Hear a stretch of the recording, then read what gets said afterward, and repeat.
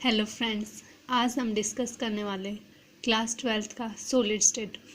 उससे पहले आप इस वीडियो को लाइक कीजिए, अपने व्हाट्सएप और फेसबुक पर शेयर कीजिए ताकि ज़्यादा से ज़्यादा स्टूडेंट्स को फ़ायदा हो सके। चलिए स्टार्ट करते हैं सॉलिड स्टेट। तो सॉलिड स्टेट में सबसे पहले हम देखते हैं सॉलिड क्या क्या होता है। Solid particle which have definite shape and size, वो पार्टिकल्स जिनका डेफिनेट कुछ फिक्स, डेफिनेट का मतलब होता है फिक्स शेप और साइज शेप भी फिक्स होगी और साइज भी। Do not move only vibrate it's main position, जो जैसे कि पानी है वो एक स्थान से दूसरे स्थान पर मूव करता है, हवा भी मूव करती है। लेकिन आप देखते हैं आयरन अफी, इसका फॉर्मूला होता है आयरन हम ले जाते हैं तभी मूव करती है, मूव नहीं करती है। तो आयरन क्या एक सॉलिड है, वो अपने स्थान मेन पोजीशन होते हैं ना, उसी पर वाइब्रेट करते हैं। तो सॉलिड की क्लासिफिकेशन देखते हैं हम। अमरफस सॉलिड और क्रिस्टलाइन सॉलिड। सॉलिड कितने टाइप के होते हैं? दो टाइप के होते हैं, अमरफस सॉलिड और क्रिस्टलाइन सॉलिड। अमरफस सॉलिड कौन से होते हैं? Do not long range regular order, जिन सॉलिड्स का ना लॉन्ग रेंज रेगुलर ऑर्डर या पैटर्न नहीं होता ना, पैटर्न नहीं होता, उन्हें कौन से सॉलिड कहते हैं? Amorphous solid. यहाँ पे क्रिस्टलाइन सॉलिड में क्या कहते हैं? लॉन्ग रेंज ऑर्डर्स, जिनका लॉन्ग रेंज ऑर्डर कहलाते हैं। आगे हम देखते हैं melting and boiling point is not fix. जो अमरफस सॉलिड है उनका मेल्टिंग और बॉइलिंग पॉइंट फिक्स नहीं होता, एक रेंज में होता है। जैसे कि कोई भी अमरफस सॉलिड लेते हैं हम, जैसे कि ग्लास का एक अमरफस सॉलिड है, इसका melting and boiling point fix नहीं है। अमरफस ग्लास है, मान लीजिए अमरफस ये 340 टू 351 के बीच में बॉयल होता है, और 51 तो ये डिग्री सेल्सियस केल्विन में ले लीजिए, मुझे पक्का याद नहीं है एक्यूरेट जो ग्लास का मेल्टिंग पॉइंट है, वैसे ही बहुत हाई होता है। मैंने कोई भी एक एग्जांपल लिया है। यहाँ पे देखते हैं हम क्रिस्टलाइन सॉलिड है ना, उनका melting and boiling point is fix. जो क्रिस्टलाइन सॉलिड है उनका melting and boiling point fix होता है, एक रेगुलर एक पॉइंट पे बॉयल करते हैं। जैसे कि हम यहाँ पे एग्जांपल ले लेते हैं आयरन आयरन एक क्रिस्टलाइन सॉलिड है, आयरन का बॉइलिंग पॉइंट है ना 1153 केल्विन के आसपास है, कुछ ऐसा ही है। अगला देखते हैं do not definite heat of fusion.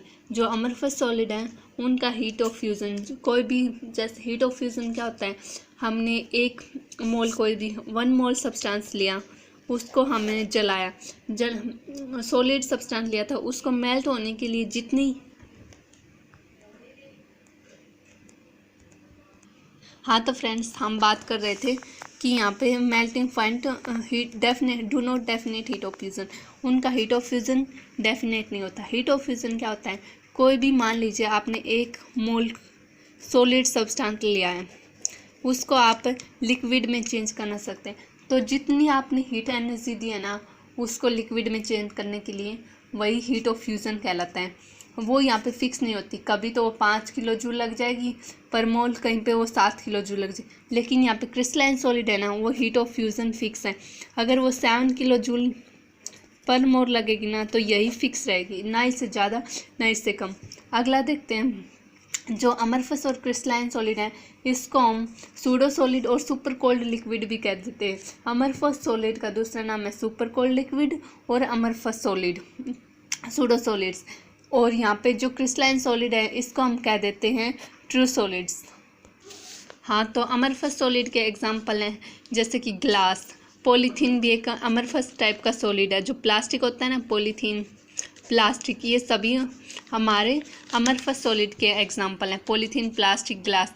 और क्रिस्टलाइन सॉलिड में को भी हम फिर से कई टाइप पे डिफाइन करते हैं on the basis of nature of force of attraction से। जो इनके बीच में फोर्स ऑफ अट्रैक्शन होते हैं उनके बिहेवियर पर हम यहाँ पे क्रिस्टलाइन सॉलिड को डिफाइन, हाँ क्रिस्टलाइन सॉलिड को basis of force of attraction के बिहेवियर पे हम डिवाइड करते हैं मॉलिकुलर, आयनिक, मेटेलिक और कोवेलेंट। एक तो होता है मॉलिक्यूल जिसके कंस्टिट्यूएंट पार्टिकल्स मॉलिक्यूल्स होंगे, आयनिक जिसके कंस्टिट्यूएंट पार्टिकल्स आयंस होंगे, मेटेलिक जिसके मेटेलिक नेचर जैसे कि मेटल ही होंगी कंस्टिट्यूएंट पार्टिकल, और एक होता है कोवेलेंट। यहाँ पे फिर मॉलिकुलर सॉलिड है, उसके भी 3 टाइप हैं, non polar molecule, polar molecule, hydrogen bonded. Non polar molecules में हमारे जैसे भी नॉन पोलर होते हैं ना, जिसमें only weak van der Waals force of attraction होगी। नॉन पोलर मॉलिक्यूल में क्या होती है? Only weak van der Waals force of attraction. Example देखते हैं, ऑल नोबल गैसेज है ना, ऑल नोबल गैसेज वो नॉन पोलर मॉलिक्यूल सॉलिड में आती हैं। नोबल गैसेज किस में आती हैं? नॉन पोलर मॉलिक्यूल्स में। इसके अलावा भी जैसे H2, Cl2, जिसमें कि ये कोई भी मॉलिक्यूल है, इनका दोनों में dipole dipole interaction same electronegative ही होगी, उनको नॉन पोलर मॉलिक्यूलर सॉलिड कहते हैं। अगला आता है पोलर मॉलिक्यूल सॉलिड। पोलर एक थोड़ा ज़्यादा इलेक्ट्रोनेगेटिव होगा, एक कम इलेक्ट्रोनेगेटिव होगा। जैसे कि हम यहाँ पे एग्जांपल ले HCl, इनमें dipole as well as van der Waals force of attraction.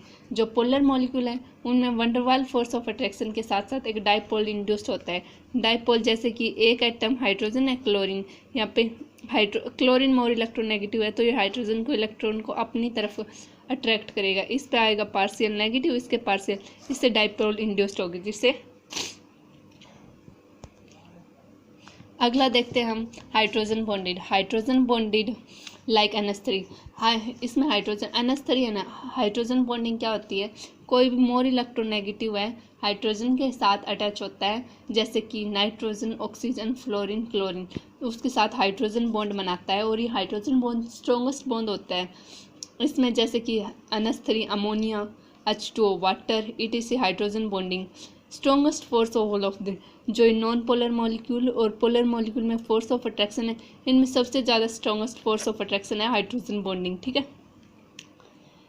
इसके साथ हम देखते हैं all molecular solids are insulator. जितने भी non polar molecule, polar molecule और हाइड्रोजन बॉन्डेड है ना, ये इलेक्ट्रिसिटी को कंडक्ट नहीं करते, सभी इंसुलेटर का काम करते हैं। हम इनमें से बिजली को पास नहीं कर सकते। अगला देखते हैं हम आयनिक सॉलिड। आयनिक सॉलिड यहाँ पे पार्ट था ना क्रिस्टलाइन सॉलिड का, मॉलिकुलर फिर आयनिक। तो हम आयनिक सॉलिड में देखते हैं कंस्टिट्यूएंट पार्टिकल्स आर आयंस, जैसे कि Cl नेगेटिव, ऑफ नेगेटिव, अन्य पॉजिटिव। जो ये आयंस होते हैं ना, ये इसके आयनिक सॉलिड के कंस्टिट्यूएंट पार्टिकल्स हैं। Formed by the 3 dimensional arrangement of constituent particles. ये कैसे बन सकते हैं? कंस्टिट्यूएंट पार्टिकल्स की 3 डायमेंशनल अरेंजमेंट होती है ना, 3 डायमेंशनल स्ट्रक्चर में अरेंजमेंट होंगे, उनके हिसाब से बनेगी। और यहाँ पे जो फोर्स ऑफ अट्रैक्शन है ना, यहाँ पे मैं इलेक्ट्रोस्टैटिक फोर्स ऑफ अट्रैक्शन, जो आयनिक सॉलिड हैं उनके बीच इलेक्ट्रोस्टैटिक फोर्स ऑफ अट्रैक्शन होती हैं। एग्जाम्पल के लिए NaCl, ZnCl2, यहाँ पे N पॉजिटिव, Cl नेगेटिव, इनके बीच कौन सी फोर्स ऑफ अट्रैक्शन है? Electrostatic force of attraction. ZnCl2 conduct electricity in molten state only. जो ये इलेक्ट्रिसिटी कंडक्ट तो करते हैं, लेकिन मोल्टन स्टेट, सॉलिड स्टेट में ये इलेक्ट्रिसिटी को कंडक्ट नहीं करते। सॉलिड स्टेट में आयनिक solid bad conductor of electricity होते हैं, लेकिन अगर हम इनको मोल्टन स्टेट अगर पिघला दें या एक्वस सॉल्यूशन भी, NaCl का एक्वस, नमक का एक्वस सॉल्यूशन होता है ना, NaCl नमक ही होता है जो हम साधारण यूज़ करते हैं, वो भी बिजली को कंडक्ट कर लेता है, इलेक्ट्रिसिटी को कंडक्ट कर लेता है। क्यों कंडक्ट कर लेता है? क्योंकि उसमें Na पॉजिटिव और Cl नेगेटिव फ्री आयंस होते हैं, जिसकी वजह से वो फोर्स ऑफ अट्रैक्शन, और यहाँ पे मैंने बताया दिया इलेक्ट्रोस्टैटिक फोर्स ऑफ अट्रैक्शन है। अगला देते हैं मेटेलिक सॉलिड, जो हमने यहाँ पे टाइप किए थे आयनिक, क्रिस्टलाइन, मॉलिकुलर, आयनिक और मेटेलिक, ठीक है। क्रिस्टलाइन के टाइप पे तो मेटल्स, जो ये कंस्टिट्यूएंट पार्टिकल होते हैं ना, ये लगभग यहाँ पे मेटल्स ही होते हैं, सभी मेटल्स होती हैं। पॉजिटिव आयंस कॉल्ड कर्नल्स, जो मेटल्स के पॉजिटिव आयन होते हैं, जैसे सोडियम एक मेटल है, उसका पॉजिटिव आयन अन्य पॉजिटिव, ये पॉजिटिव आयन है, इसे हम कर्नल्स कहते हैं। And electrons are constituent particle, इसके constituent electrostatic force of attraction. जो मेटेलिक सॉलिड है उनमें भी इलेक्ट्रोस्टैटिक फोर्स की अट्रैक्शन होती है। जो यहाँ पे आयनिक सॉलिड थे ना, वहाँ पे फोर्स ऑफ अट्रैक्शन कौन सी थी? इलेक्ट्रोस्टैटिक। और मेटेलिक में भी यहाँ पे फोर्स ऑफ अट्रैक्शन कौन सी हैं? Electrostatic. Highest melting and boiling point, जितने भी हमें सॉलिड पड़े हैं ना, मॉलिकुलर, आयनिक, उनमें सबसे ज़्यादा melting and boiling point metallic solid का होता है। Conduct electricity in molten state as well as in solid state. जो ये मेटेलिक सॉलिड होते हैं ना, ये कंडक्ट इलेक्ट्रिसिटी मोल्टन में भी करते हैं और सॉलिड में भी, क्योंकि मोल्टन में तो इनके पास अन्य पॉजिटिव आयंस हो जाएंगे और यहाँ पे फ्री इलेक्ट्रॉन्स हैं जिनकी वजह से इलेक्ट्रिसिटी, इसलिए तो हम घरों में वायरिंग करते हैं यूज़ करते हैं। कॉपर एक मेटल है Cu, एल्यूमिनियम भी मेटल है, इसकी वायरिंग हम घरों में यूज़ करते हैं ना। अगला जो मोस्ट इम्पॉर्टेंट है वो कोवलेंट सॉलिड और नेटवर्क सॉलिड्स। कोवलेंट बॉन्ड्स, जो कोवलेंट सॉलिड होते हैं कोवलेंट बॉन्ड से बॉन्डेड होते हैं। किससे बॉन्डेड होते हैं? कोवलेंट बॉन्ड से। स्ट्रॉन्गेस्ट फोर्स ऑफ अट्रैक्शन, ये जितने भी सॉलिड है ना सब में से ज़्यादा स्ट्रॉन्गेस्ट फोर्स ऑफ अट्रैक्शन किस में होती है? कोवलेंट और नेटवर्क सॉलिड में। कार्बन बेड एग्जाम्पल के यहाँ पे जितने भी कोवलेंट सॉलिड हैं वो ज़्यादातर कार्बन्स के मिलते हैं। बेड कंडक्टर ऑफ इलेक्ट्रिसिटी, जो एक कोवलेंट और नेटवर्क सॉलिड हैं इलेक्ट्रिसिटी को कंडक्ट नहीं करते, बैड कंडक्टर होते हैं एक्सेप्ट ग्रेफाइट। एक ग्रेफाइट ही कोवलेंट सॉलिड है लेकिन ये इलेक्ट्रिसिटी को कंडक्ट कर लेता है। एग्जाम्पल हैं इसके SiO2, SiCC। ठीक है, नेक्स्ट हम देखते हैं crystallites and unit cell contributions of.